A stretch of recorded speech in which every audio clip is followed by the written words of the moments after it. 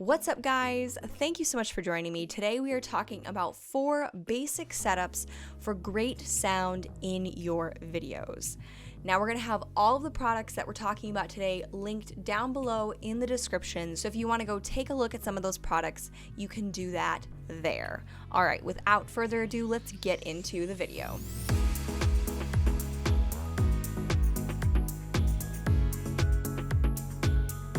What's up, guys? My name is Katie Stowe and welcome to my channel where we talk about how to use video to be an effective, powerful storyteller, as well as how to be a better communicator. We do product reviews, advice, how-tos for communication and public speaking, as well as motivation to get you going. Today, we're talking all about audio. And guys, audio is so very important when we're talking about good, effective communication. Because if they can't understand what you're saying, or if they're having a hard time understanding what you're saying, then your audience is not going to stick around. And if you think of one thing to get better at this week, it's your audio setup. Now we're gonna get right into this video and jump into our first setup, which is super basic and likely what you have right now.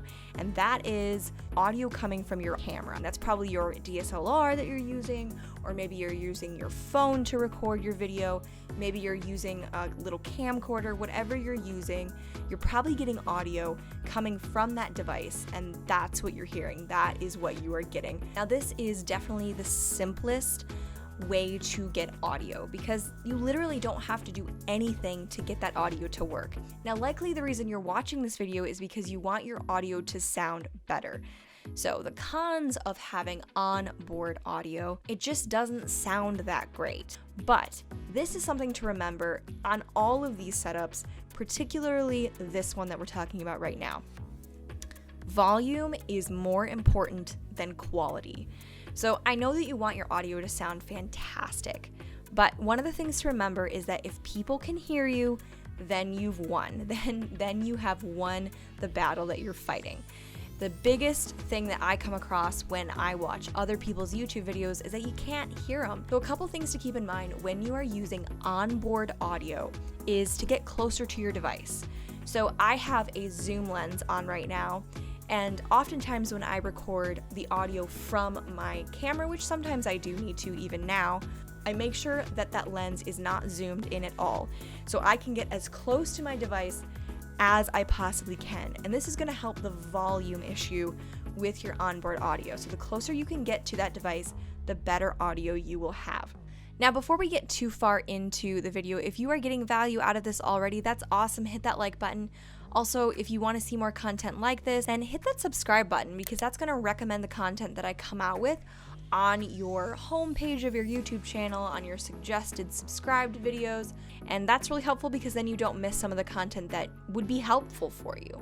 Now let's move on to setup number 2. And this is a setup that I've actually talked about previously on this channel and I have reviews about it. And that is a lapel microphone. It's also called a lavalier microphone, but basically those are the little mics that go right on your shirt and you can talk and move around because most of the time they're wireless. Sometimes you'll actually plug them into the camera. If you're gonna go with a lapel system, if you think that's gonna be the right fit for you, I would highly recommend spending a little bit more and getting a wireless pack. Because that's something that's really, really nice about that kind of system is you could be doing cooking videos or you could be walking around and showing people your house or whatever. You may not want to be directly with the camera in hand all the time. And it's easy with a wireless system because your mic is always next to you. It's not based on your camera. Sometimes with lapel mics, you lose a lot of that lower end, nice, rich sound. Now, I edit the audio from my lapel mics in GarageBand, and I also edit them in post in my editing software, but we're trying to keep these setups simple, and so I don't want to recommend that you get a lapel and then have to do all this crazy audio to it. Audio volume is better than audio quality. So if you need something just cheap and simple and easy and flexible, then a lapel may be the perfect option for you. Now let's move on to our setup number 3. And this is actually the setup that I have used for the longest. I just recently changed, but I'm going to talk to you guys about my AT2021. It's a little pencil mic. It's very small and it's super easy to use. I've used the AT2021 for short films and for capturing audio from concerts and conferences because it just does a great job. So if you're wanting an all-purpose microphone that's compatible, that's durable, that can kind of fit anywhere, that's pretty cheap, this is going to be the perfect microphone for you.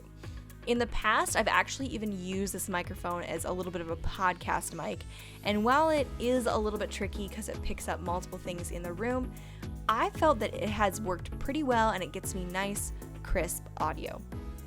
Okay, that if you're doing podcasts or you're doing story times where you just sit there and talk to the camera, how-to videos on your computer, you're doing it with like screenshots and like in a studio, in a fixed space where you're not going to be moving around a lot, then I would actually recommend this microphone that I'm using right now. So I just got this microphone from Editor Keys. This is the SL600. And this is an amazing microphone. It's crispy, it has a good balance of low and high end, and one of the things that I don't miss from using the AT2021 like I'm using this microphone is that it doesn't pick up everything. This microphone does something that's really nice, which is called noise reduction. So it kind of takes out all of the craziness going on in the room, unless it's super, super loud noise. But anything that's basically making noise in the room, it takes out, and it just focuses on my voice and the direct input that's coming into the microphone. So that's all from me today. Thank you so much for watching. Hit that subscribe button if you got some value out of this and you want to see more content like this. Also hit that like button if you enjoyed the content. Comment down below, and I will see you on the next video.